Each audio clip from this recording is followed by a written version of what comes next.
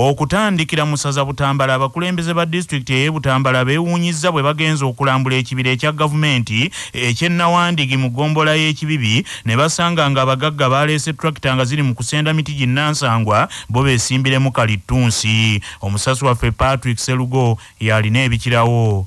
Ekibira ky'Ennawandigi abakulembeze ba disitulikiti y'e Butambala kye balambudde kiyita mu byalo ebiwerako okuli Seenene, Bugoye, Bukoggolwa, Seezi, Kinoni, Kaabalamba n'ebirala. Kyokka ng'emiti gisigadde bweru wokka munda jaggwayo dda ng'abakulembeze basanze ttulakita z'abagagga ziri mu kusenda nga bajja emiti ginnansangwa bwe basimba kalitunsi. Kigambibwa okuba nga ab'ekitongole ky'ebibira mu ggwanga ki National Forest Authority oba NFA ab'ettabi ery'empigi ekibira baakiguza abagagga ate n'ebitundu bye baali balekeddeko abatuuze b'ebitundu ebyo babikulaakulanye nga basimbako emiti. Abagagga baabyezza dda basimbyeko kalitunsi nga kati kizibu n'abatuuze okusalinkiriza mu batyabe y'enku ate n'entobazi mwe baali basena amazzi zikaze. Ssentebe wa disitulikiti y'e Butambala Nambowa Rashida nga yakulembeddemu abakulembeze ba disitulikiti y'e Butambala okulambula ekibira ekyo ky'Ennawandigi avumiridde ab'ekitongole ky'ebibira kya NFA nti okutunda eggwanga n'ekigendererwa eky'okufuna ssente n'awera nti kati atandise okulwana olutalo lw'ebibira. Kisaayiddwa okuva gye kitandikira paka gye kisembera ng'aba NFA baakitunda ne babiwaako katundu akato ne bakawa abatuuze b'ekitundu kyokka ate ne bamala ne bakaguza abagagga be bagamba nti kati bavunaanyizibwa ku ttaka eri. Kyokka ate n'aba NFA bennyini abakulembeddwa supervisor waabwe Jude batema emiti ginnansangwa ne basimba kalitunsi. Kati olwaleero tuli wano ku lutobazi olusengejja amazzi agasemberayo ddala okuba wansi kyokka nalwo balusaaye baagala ddumalawo. Tubagamba nti bwe kuba kufa leero naffe anaabikayambale kubanga tetugenda kuva ku kibira kino. Abantu b'e Butambala basigazza omukisa gumu gwokka ogw'okulwanirira ebibira bino okulaba nga biddawo. Twabasuubiza nga tunoonya akalulu tugenda kukuuma ebibira byabwe kyokka ate tubadde telwakatuula mu ntebe ne batandika obbisaawo. Tetugenda kukkiriza muntu n'omu asaawa ebibira by'e Butambala nga tutunula. Tetugenda kuttira muntu n'omu ku liiso kusimba kalitunsi atagenda tuyamba. Omukungu wa NFA avunaanyizibwa kulondoola ebibira mu disitulikiti y'e Butambala ategeeseko limu lyokka erya Jude bw'atuukiriddwa ku ssimu avumiridde abakulembeze ba disitulikiti y'e Butambala nti okulambula ekibira ekyo nga tebasoose na kumutegeezaako olwo n'essimu n'agiggyako. Ku lwa CBS nze Patrick Serugo. Ate mu ssaza Busiro poliisi y'Entebbe ekutte abantu 4 ku byekuusa ku kubuzaawo n'okutta omwana ow'emyaka 6 ku kyalo Nkumba Bendegere mu ttawuni kansi y'e Katabi nga ne mu kiro abatuuze basaanyizaawo ennyumba n'ebirime byabwe. Omusasi waffe Kakooza George William yalina ebikirawo. Abakwate era abatemeza emabega w'emitayimbwa kuliko Moses Kaye ne kitaawe Mande n'omulunyanja ategerekeseko erya Mando n'omulala abadde tannategerekeka linnya mu kiseera kino be baakwatiddwa mu kiro ekikesezza olwaleero ku nsonga z'okuwamba n'okutta omwana ow'emyaka 6 Kato Joramu mutabani wa Naalongo ne Saalongo Eriya Were abatuuze ku kyalo Nkumba Bendegere. Kigambibwa nti abaana bano baali mu lukwe olw'okukwata n'okubuzaawo omwana ono eyazuuliddwa ng'attiddwa mu bitooke obusukkakkubo n'amaka g'abakadde be olunaku lw'eggulo. Ensonga z'okuttibwa kw'omwana ono buli mutuuze abadde azoogerako lulwe. Zekayongo Saidi kino ekikangabwa kyatukubye wala nnyo era bano abavubuka bannange simanyi na kumanya kuba abavubuka bano tuludde nga tukomplaining basula mu nyumba abavubuka basukka abaana 5 batukoze bubi nnyo mwana w'omukazi abadde avudde babasoose ne tuwulira mawulire nti basaba ssente wetwavudde ku ekyo ne tuwulira nti ate bavudde ku kyesente bagamba bagenda kumutta era bawunse bakoze ekintu kyekimu nga bamusa. Nvumirira ebikolwa by'okuwamba abaana kubanga owambye omwana wa munno n'okumutta omusse. Ssentebe w'ekyalo kino Samuel Mpanga avumiridde ekikolwa eky'engeri eno n'alabula abatuuze be okwekomako oba si ekyo bagenda kwongera ebikwekweto ku bamenyi b'amateeka mu kitundu kino. Olunaku lwali lwa Mande ne tufuna amawulire waliwo abamu abawamba omwana nga basaba abakadde b'omwana obukadde bonna n'ekitundu tokanga sente zirabikako ate nga bakuba amasemu gakuba tugenda okuddamu ogakubako nga tegaliiko. Apoliisi bakola ogwabwe kunoonyereza tuusa olunaku lwajjo olunaku lw'okubiri akawungeezi lukyazuuka nga omwana battamutte era nga ate ekyembi bamuliraana abavubuka be bakola ekikolwa ekyo kyetuvumiranga eggwanga era nga tuvumirira ebikolwa ebyo ebyembi nga tusaba gavumenti yaffe ekigambo ky'enjaga akikutte wansi ne waggulu ekikwate nga kikulu nnyo kubanga tugezaako nga abakulembeze okukwata abanywi b'embi b'enjaga tubatwala ku mapoliisi ate batabatte. Ensaba gavumenti ekisembeko ekisira omunywi w'enjaga akwatibweko nga amateeka bwe galagira. Saasira nnyo abazadde b'omwana era n'ekyalo twalira wamu ekikola ebyakoleddwa. Bano batwaliddwa ku poliisi Entebbe nga n'okunoonyereza ku nsonga zaabwe ku by'okubuzaawo n'okutta omulongo ono Kato bwe zigenda mu maaso. Kyokka mu kiro abatuuze ku kyalo kino beekumyemu ogutaaka ne basanjaga ebirime awamu n'okwokya ennyumba y'amayanja awamu n'eya Mando nga mu kiseera kino byonna bisigadde ku ttaka olw'obusungu bwe babadde nabwo ku kikolwa abantu bano kye baakoze. Ku CBS FM ey'obujjajja nze Julia Mukakooza, Entebbe. Nga tukyali mu ssaza Busiro abagoba ba bodaboda mu Kinaawa ku kkubo eridde ekyengera baguddemu ekyekango abatuuze bwe bagudde ku mulambo gw'omugoba wa bodaboda ateeberezebwa nti yattiddwa n'asuulibwa mu kitundu kino. Omulambo gw'omuvubuka ono gusangiddwa nga gwasuuliddwa mu bikata bya Lumonde era abatuuze bagusanze ku makya ne bategeeza poliisi. Abatuuze bateebereza nti omugenzi alabika bassemutte oluvannyuma olw'okumubbako byonna bye yabadde nabyo omuli ne pikipiki ye. Mu Kinaawa obudde bugeze okukyanga waliwo omuvubuka ategeezebwa okuba owa bodaboda nga yattiddwa ne bamusuula ku luguudo oludda ekyengera awo nga ewa mwami lwa Bulindi wakidde Walime. Poliisi omulambo egututte mu ddwaliro ekkulu ery'e Mulago nga n'okunoonyereza bwe kugenda mu maaso. Musaza Mawogola ekikangabwa kigudde ku kyalo Kasambya Kyabi mu gombola y'e Kawanda mu district y'e Sembabule. Omuvubuka ow'emyaka 14 bw'agudde mu kidiba ky'amazzi n'afiiramu. Omuvubuka afiiridde mu kidiba y'e Kato Mulema nga agudde mu kidiba ky'amazzi ekisangibwa ku faamu ey'omutuuze omu ku kyalo Kyabi. Kitegerekese nti Kato Mulema ne banne babiri babadde bagenze ku kidiba ky'amazzi. Kato n'abategeeza nti mukugu mukuuga era yeeyambudde n'ayingira amazzi naye banne bagenze okulaba nga gamusitula bwe gamuzzaamu n'oluvannyuma tebazzeemu kumulaba.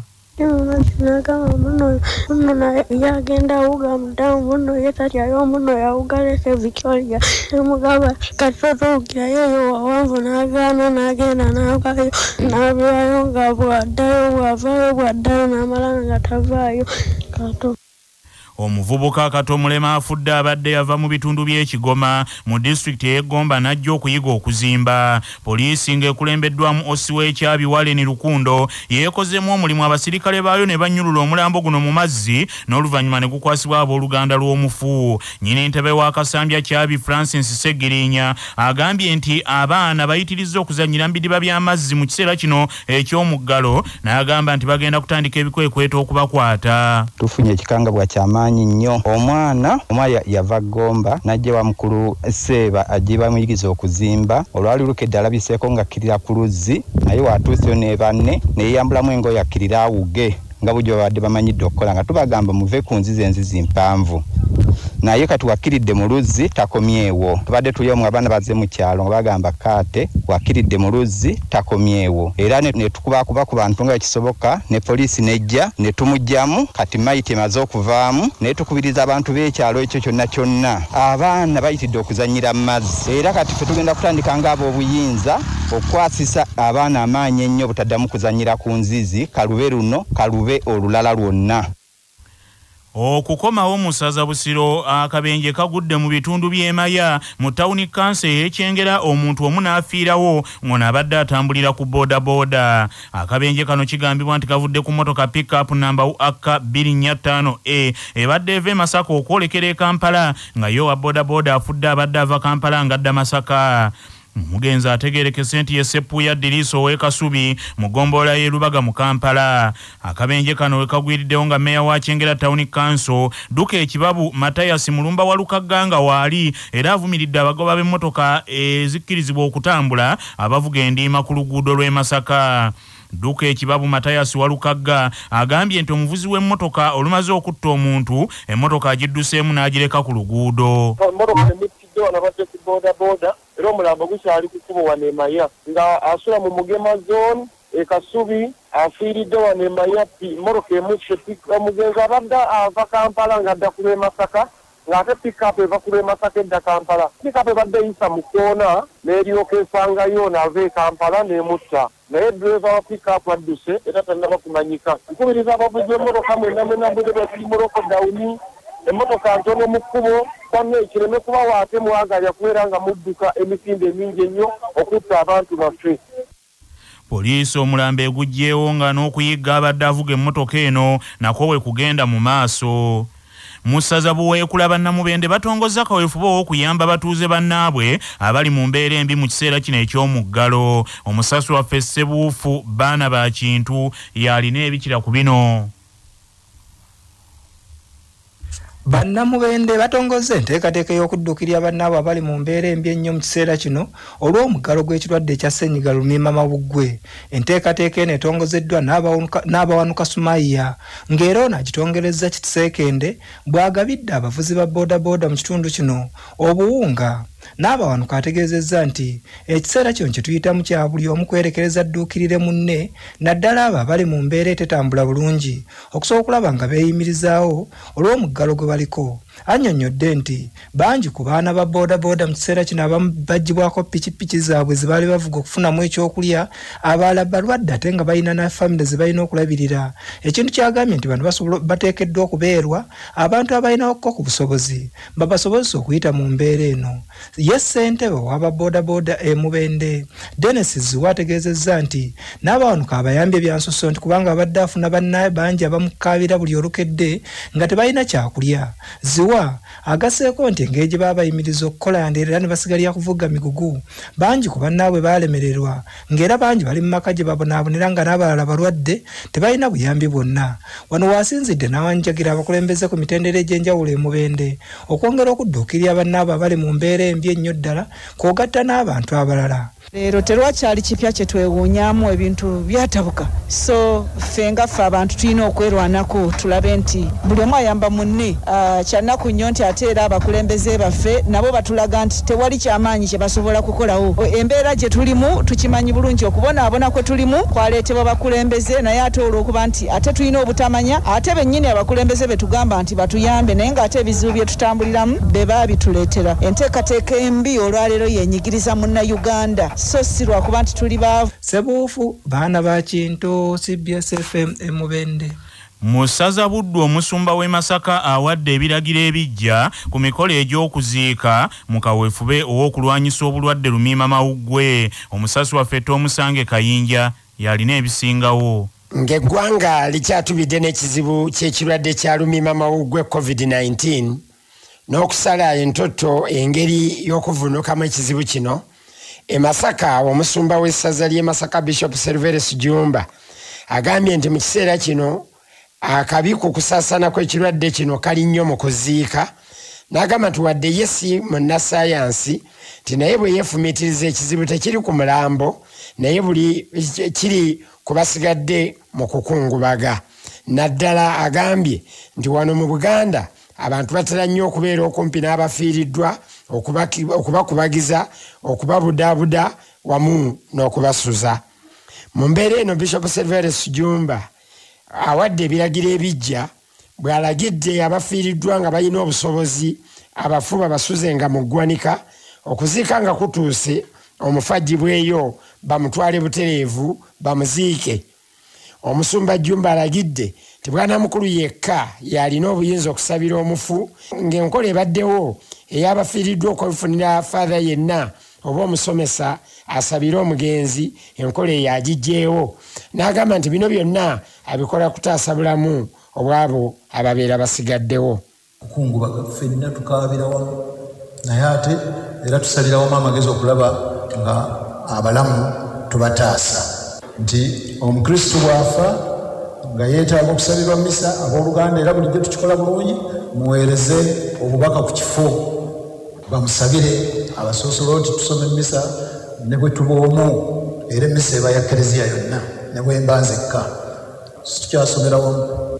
Kakati nna ne mu kufiirwa ekyo kye tusazeewo era mukigoberere. Bwana mukulu bw'alaba nti ateeka okukola exception, agende mu lujja lw'omugenzi oba mu booluganda lwawe asome misa ate nga tegattako mukolo gwa kuziika. kati okusabira omufu kusigadde ku palishi ngene waka bajjanga kuba nga baziika buziisi. Tomusange Kayinja ku lwa CBS Masaka City. Bazzukulu b'omutakandiira mu birugabu ng'abeddira emmamba baweereddwa amagezi obuteekubagiza naddala mu kiseera kino eky'omuggalo wabula beeyambisa ettaka lye balina okukola ebibakulaakulanya. Ab'emmamba era baweereddwa amagezi beeyambisa emitimbagano okunoonyeza ebyamaguzi byabwe akatale kibayamba okulwanyisa obwavu mu maka gaabwe. Amagezi gano gabaweereddwa Katikkiro w'ekika ky'Emmamba Omutaka Joseph Mulindwa Luyombo era ono asabye abazzukulu bakozese ekiseera kino eky'omuggalo okwekulaakulanya okukuuma obumu nga bawuliziganya okuyita ku mitimbagano wamu n'okukola emirimu gye bayinza okuggyamu ensimbi. Ssaabasajja nga bwe yatuwa ebiragiro nti ayagala mulembe omutege mukozi tetujja era kuzinga ngalo olw'embeera gye tulimu. Tulina okulaba nga tukola ebyo ebisobola okutiimirizaawo ne famire zaffe naye ekikulu ennyo ekisookera ddaka tusooke tutaasa obulamu nga twetangira ebyo tubeere nga tuwuliziganya asobola okubeerako byakola. Kati mu kiseera kino ndabye abantu bangi ebintu babikolera ku mutimbagano, emirimu gitambulira ku mutimbagano naye ba abalimi enkumbi ekwajja bagende mu maaso nga balima, abasuubuzi okusinga bali mu kutaataganyizibwa mu mbeera eno naye katwesabire ate twongere mu maaso okukola emirimu naye mu kiseera kino tukola emirimu era gitambula egyakasolya nga tukozesa omutimbagano. Mu ngeri y'emu Katikkiro w'ekika ky'Emmamba Omutaka Joseph Mulindwa Luyombo era agumizza abazzukulu ba Gabunga nti omutaka jjajja Gabunga mu biruzziikwa tali mu mbeera mbi yadde nga atawaanyizibwa amabwa g'omu lubuto n'entunnunsi. Bannaffe amawulire ag'essaawa eno bwe gatyo bwe gagenze tova ku laadiyo ey'obujjajja.